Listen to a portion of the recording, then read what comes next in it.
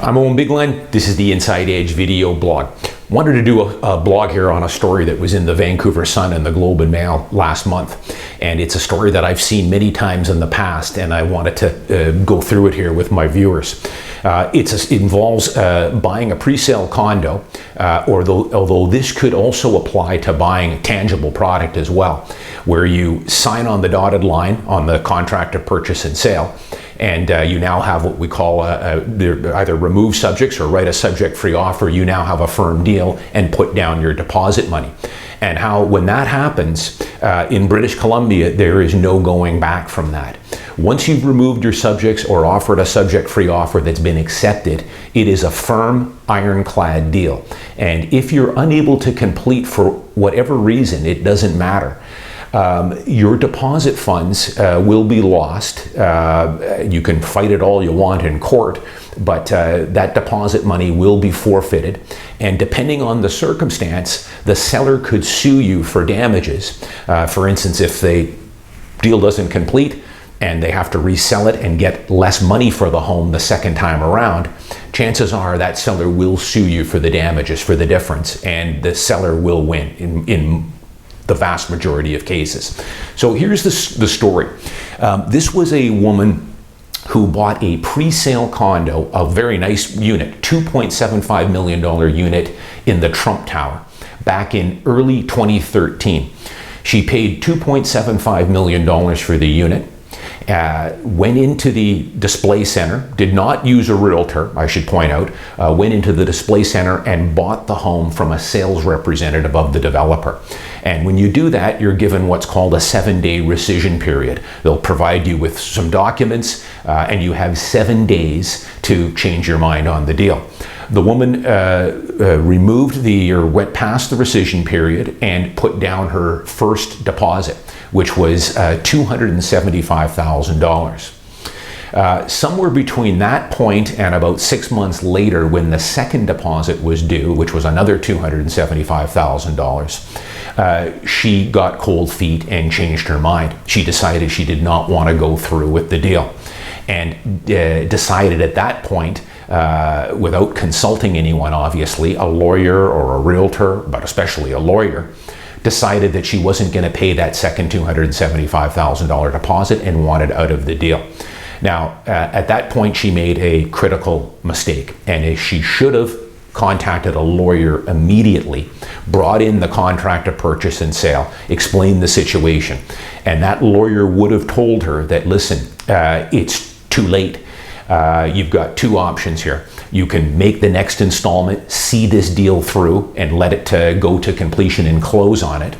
Or by forfeiting this second deposit, you are now canceling the contract. You're in breach of the contract. And there's a very good chance, probably 100%, that you are going to lose that deposit, that $275,000, and could be on the hook for more damages. Now, this lady obviously didn't do that. Now, she came later, it went to court. What I should also point out is the developers of Trump, after she had forfeited that deposit, the deal was done. It was canceled. It was null and void. She breached it. They were then able to go out and sell that unit because this lady had not fulfilled her obligations in the contract and had missed that second installment. Now, the buyer in this case, this lady thought she had a pretty good case. She thought, I didn't read all the documents. I didn't understand what I was buying.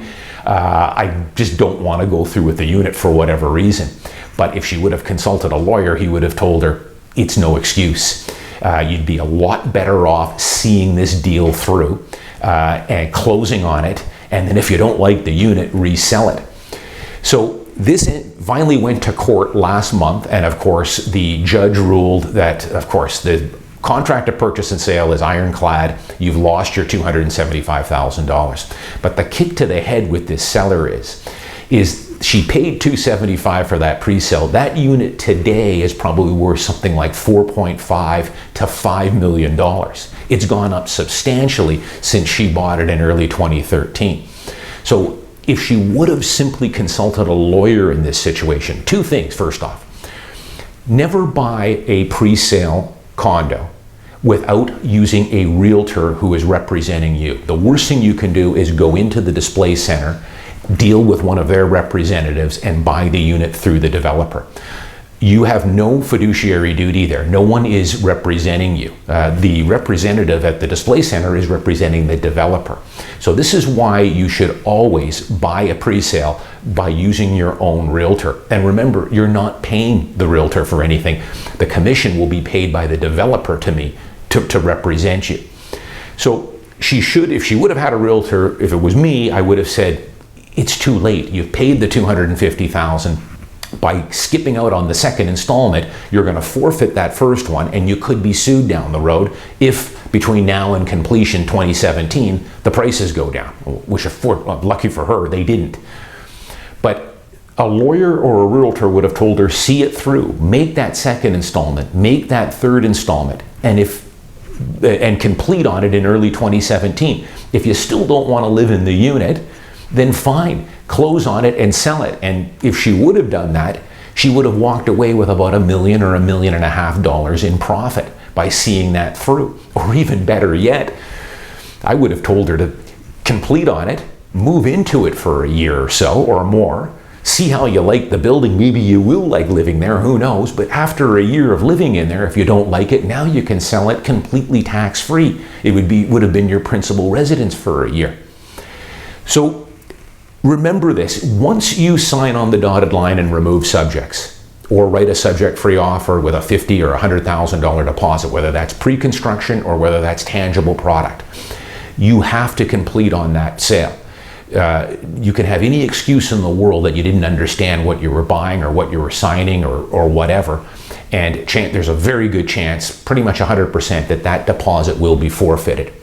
And the other scenario would be you buy a house with a 3-month closing, you put your deposit down, you can't close on the house 3 months later, and in that time the market has gone down $100,000 for that home. If that happens and the seller is forced to resell the home and receives $100,000 less than the first deal you signed, you better believe that seller will sue you for that $100,000 shortfall, and you better believe that there's a very good chance they're going to win.